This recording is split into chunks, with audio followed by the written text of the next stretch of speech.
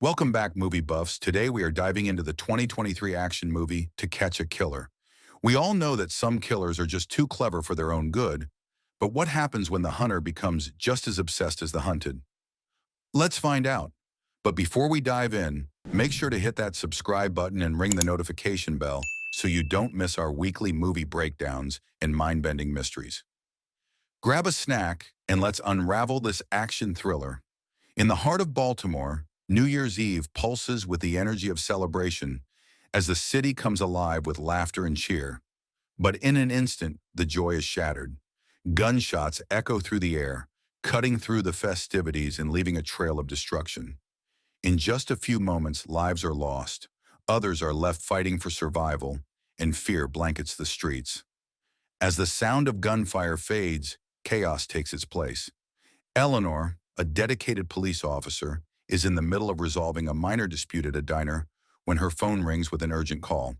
Without hesitation, she rushes to the scene, joining her fellow officers to uncover the source of the violence.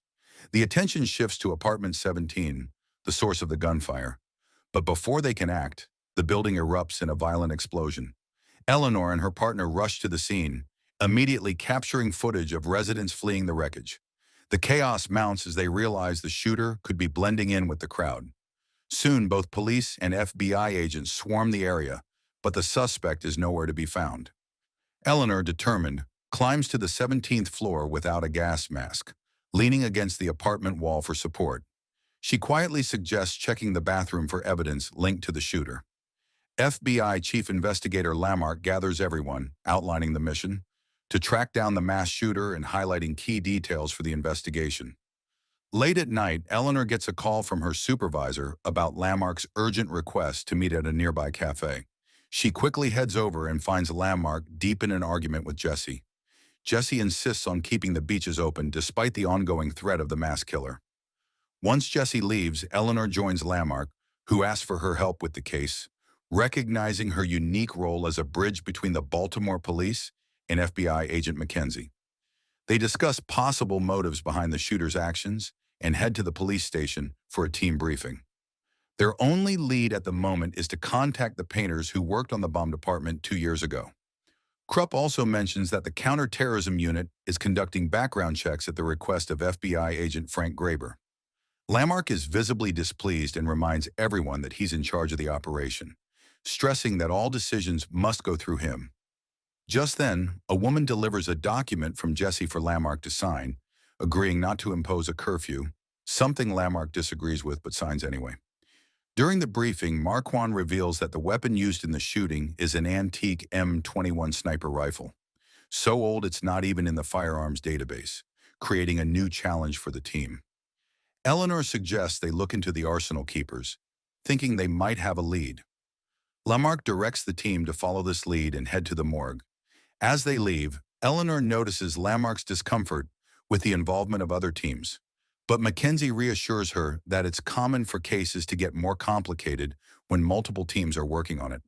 In the morgue, the team is shocked by the sight of so many victims. Lamarck asks the two officers about their thoughts on the killer. They both speculate that the suspect is likely a man with military training. Eleanor, however, suggests the killings seem more impulsive, with no clear pattern. Lamarck agrees, adding that the killer doesn't seem to take pleasure in the pain of others. Since each victim was shot dead with a single bullet, he believes the killer's goal is to disrupt society rather than cause personal suffering. Their conversation is cut short when a police officer rushes in, announcing a new lead. They quickly head to the scene, where Agent Frank is leading the operation. Frank reveals they've located a young man in an apartment building who's uncooperative and threatening violence. Lamarck, frustrated, expresses concern, especially since they don't know if the man is armed. Lamarck watches as the team forcibly enters the apartment, triggering the young man to throw objects before jumping out of the window to his death. Lamarck is clearly frustrated with Frank and Jesse's impulsive actions, though they seem reluctant to admit it. Back at the station, Lamarck and the officers question the painters from the apartment. One painter brings his baby along due to his wife's work schedule. As they continue the questioning, Eleanor watches the painters closely. Lamarck, noticing the distraction, asks her to take the baby outside. Later, Eleanor receives a lab report showing that the killer is a vegan. Landmark grows angry when she doesn't immediately share the report with him, creating tension between them.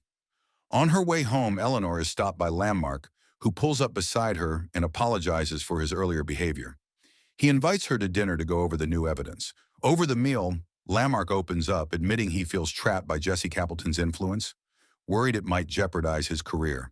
He also brings up Eleanor's FBI rejection, pointing to her past psychiatric issues, like depression, as the reason. Eleanor responds honestly, explaining that she joined the police force to escape her own self-destructive habits. A few days later, another shocking event unfolds at a shopping mall. A man is caught stealing clothes and leftover food from the mall. When security confronts him, he insists he just wants to go home. Without warning, he pulls out a gun and opens fire, fatally shooting those around him. The killer narrowly escapes capture, using grenades hidden in a nearby trash bin to fight off the pursuing police. Landmark and Eleanor arrive at the scene shortly after, stunned by the destruction. When they see Jesse arriving by helicopter, Landmark quickly orders Eleanor and Mackenzie to find the shirt worn by the killer. The two officers head to a landfill where the mall's trash was dumped earlier, carefully searching through the refuse by hand for any sign of the crucial evidence. Back at the station, Jesse Capleton suggests airing footage of the killer on a popular TV show, hoping it will lead to an identification. Landmark opposes the idea, but Nathan insists they must comply, or they risk being fired. Despite Landmark's objections, the mall footage is aired, prompting several viewer calls. Among them, one caller claims to be the killer, pledging allegiance to a shadow army. While Landmark and Eleanor remain skeptical, they trace the caller's location to a shopping mall and prepare to make an arrest. Eleanor takes charge, quickly evacuating civilians by showing them a text on her phone to clear the area. She struggles to convince an elderly man to leave before the confrontation begins. When the suspects realize they're the target, the caller and his group open fire, leading to casualties. As the investigation unfolds, Landmark and Eleanor begin to suspect the shooter has access to outdated weapons and military gear. Lab results reveal that the man had been on a plant-based diet leading up to New Year's Eve. However, after the failed operation, authorities lose confidence in Landmark and his team, pulling them from the investigation. With Landmark and Eleanor suspended, Eleanor returns home feeling defeated. While unwinding in the bath, she suddenly has a breakthrough. Driven by this realization, she rushes to the home of Lang, one of the painters who worked on the bombed apartment years ago. During his interrogation, Lang had been deceptive, revealing he had subcontracted the work to unlicensed workers to boost his profits. Lang admits to Eleanor that he hires ex-convicts and undocumented workers because they accept low wages. He recalls a man named Dean who matches the killer's description. Lang shares what he knows about Dean and helps create a facial sketch.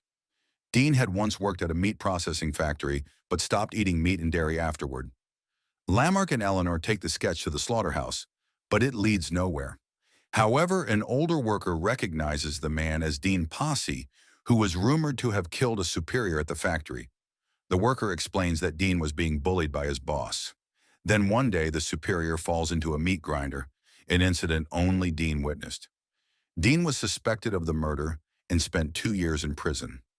As they head to Dean's family home, Eleanor digs deeper, learning that he was released on parole and had exhibited light sensitivity and a tendency to isolate, as noted by his prison psychiatrist. Even though they've been suspended from the case, Landmark and Eleanor decide to keep digging on their own, without involving Mackenzie, still an active FBI agent. They track down the Posse family's address through the factory where Dean worked. When they arrive, they meet an elderly woman who introduces herself as Dean's mother. She opens up about her son's past, revealing that her late husband had trained Dean to use firearms from a young age. But tragedy struck when Dean was just 6. His parents, mistaking him for an animal, accidentally shot him in the head. The incident changed him forever.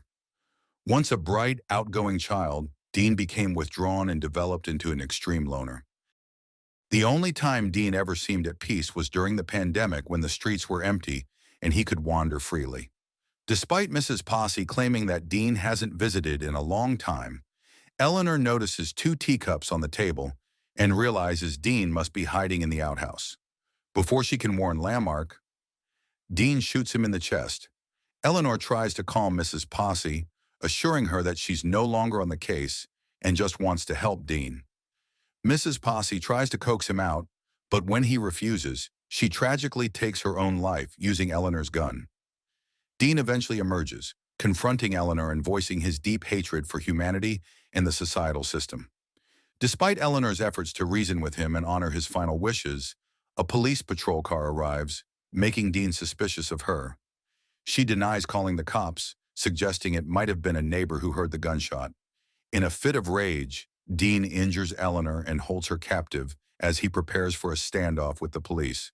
He kills 2 officers and sets off explosives, causing more casualties as officers try to approach the outhouse. Realizing reasoning won't work, Eleanor shifts her focus to escaping. Seizing the moment, she bites Dean's throat, wounding him badly. She then escapes the shed and reunites with the police force. Dean flees into the vast fields behind the house, where police find him, bleeding from his throat. In a final desperate attempt, he raises his gun, but the officers quickly take him down. Later in Nathan's office, Eleanor is warned never to reveal the details of her and Lamarck's unauthorized investigation into Dean's house. The FBI confirms the killer's identity, and Eleanor is offered a position as an intelligence analyst, which she declines. Instead, she proposes that Lamarck receive a posthumous Medal of Valor. Eleanor also requests to be appointed as a special agent, a request that is granted. The movie ends with Eleanor shaking hands with Jesse before leaving his office. As she walks home, she reflects on everything that's happened. And that's a wrap on our breakdown of To Catch a Killer. What do you think about this movie? Drop your thoughts and reactions in the comments. We'd love to hear from you. If you enjoyed this recap, make sure to hit like, subscribe, and ring the bell so you never miss our in-depth movie analyses and thrilling reviews. Thanks for watching, and until next time, stay tuned for more edge-of-your-seat content.